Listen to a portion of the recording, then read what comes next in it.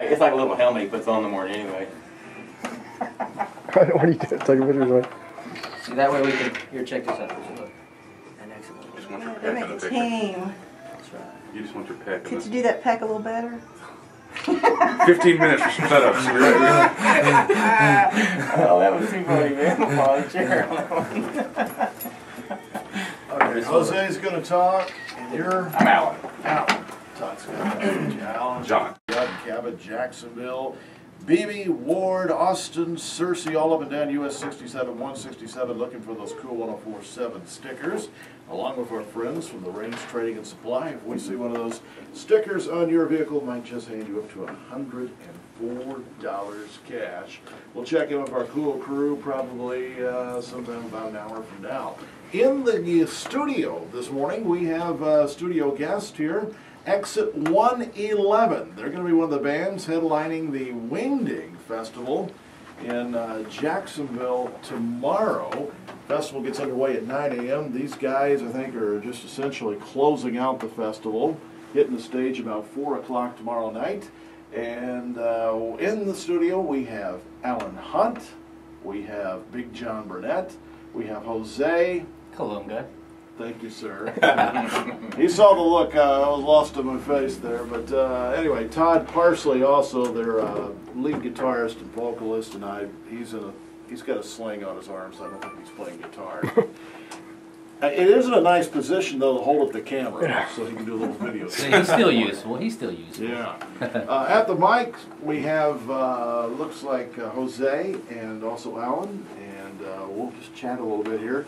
Number one, Exit 111 plays what they call red dirt country, Texas country. Now, I just want to read. This is the definition that someone has given me. It's been described as a mix of folk, rock, country, bluegrass, blues, heavy metal, western swing, honky tonk, even a few Mexican influences, and I understand they work in polka and disco as well. Absolutely. Yeah. Jose must have wrote that. Yeah. Sounds kind of like our format here on this radio station. But anyway, who can you compare that to? Well, if you're talking about Texas country, we really try to model our stuff towards kind of the Randy Rogers of Texas country, you know, Mickey the Motorcars, who, by the way, we're opening up for tonight at Sticky's. So it's a little bit of country, a little bit of rock and roll. There's a big joke going around that we have been known to be the motley crew of Texas country, because everything we do has you know, it's a little bit harder. It's got a country feel to it and rocky feel to it. So it's You're playing Texas country in Arkansas. I know. We have Texarkana. It's Should close we enough. call this Arkansas country? Well, we might be able to open up. I think we're quickly trying to change that. I think that's part of it. You know, of course, there's a lot of those guys from those bands in Texas that have come this way and everything, but it's the same thing. It's like what you said there. It's pretty much all of those things all wrapped up into one, because there's a lot of those influences that you can hear throughout all these different bands. And the thing about it is, some of those bands are just like us. You might have a fairly country song on one track, and then go to the next track, and you might be rocking just as hard as anything you'd have here on the station, so or harder. So it's all about making a connection, yeah. So absolutely. That's what, with our original music, that's what we like to do, is make a connection with the audience. So that's how we write our music. It's good and the crowd likes it. That's all that matters. That's right. It's pleasing to anybody. It's what we call good bar music. Oh, well, we can appreciate that. Now I understand what you're talking about there. Okay. There you go. Where are you guys from? I mean, some of you got to the studio pretty quickly this morning, so maybe some local guys and others that... Well, Searcy, it's going to be Searcy. Jose over here actually lives in Searcy, but he's originally from Denver, Colorado. And John, who lives actually 2 hours south of here. Yeah, you just take a left where they start pumping Sunshine. There you go. And I'm about 30 minutes from there. But originally he's from Memphis, Tennessee, and of course Todd over here lives in Cabot, and I live in Denton. So. All right, we got all of the state, I think, covered there. That's right, pretty much. Most of the region. So, how did y'all get together? I mean, coming from such a diverse It took a long time, I can assure you. I've searched high and low for the last 5 years putting this group together, and I've had a lot of different members and things like that, but in the end, these are the guys that have filled out this group, and they're they're the best of the best. So I mean, for me, it's great playing with these guys. You know, I'd love to look at your resumes because I was talking to Todd earlier. I know he's played some rockabilly in the past with Kenny Kidd, who most of us know here in the White County area. And I know y'all probably have some impressive resumes, and I see you've opened for some national acts as well. That's right. Jason Bolin, Wade Bowen, and the Bart Crow Band. So y'all been around. We were talking about the whole red dirt country, Texas country thing, and it's a movement that's growing, right? Absolutely.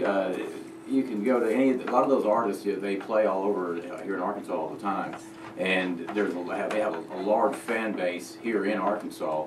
That it's sort of an underground type of thing, but it's obviously it's more prevalent in the colleges and things like that, as all of these underground movements all usually are. But at the same time, you can go to some of these shows like Crossing Onion Ragweed or Reckless Kelly, and you'll see a diverse crowd from 18 to 80. It's just unbelievable because it kind of reminds me of the old Eagles, where the Eagles were pleasing to anybody, and if you didn't like them, there might be something wrong with you. But this isn't a new movement either. This has been going on since Willie and Waylon left Nashville and decided, to go someplace where they were less confined. And it's been growing ever since. Artists like Dwight Yoakam have just carried it on from decade to decade to decade.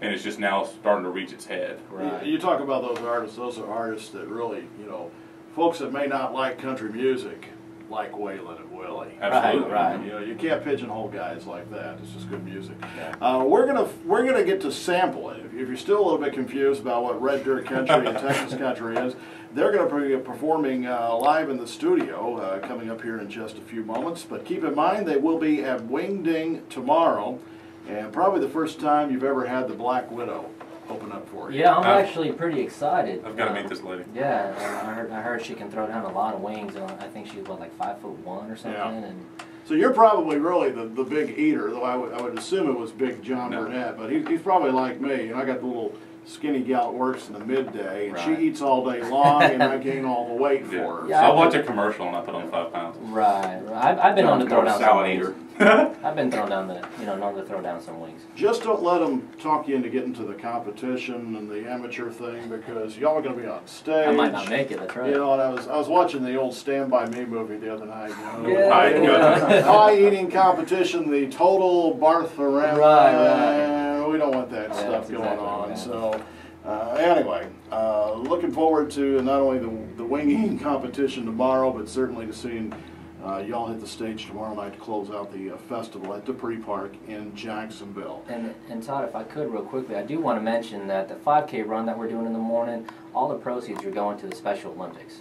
So it's for a good cause. Anything that the Wing Ding Festival makes is all going for the Special Olympics. So, that's kind of the whole reason why. But it's the 13th annual Wing Ding Festival, and like I said, all the proceeds are going to the Special Olympics. So, Exit 111, we're just proud to be a part of it. So it's a good cause. All right, and you can check it all out on their website, exit111band.com, and I think you said you're playing somewhere tonight, right? Correct. We're in downtown at Sticky's, right off the River Market, and we'll be opening up for one of those Texas acts coming through, Mickey and the Motorcars. So yeah, we'll be there, and the show will start about 9-ish, 9:15-ish, and we'll be there having a good time. All right, coming up in about 10 minutes, they'll be performing live right here in the studio on Cool 104.7.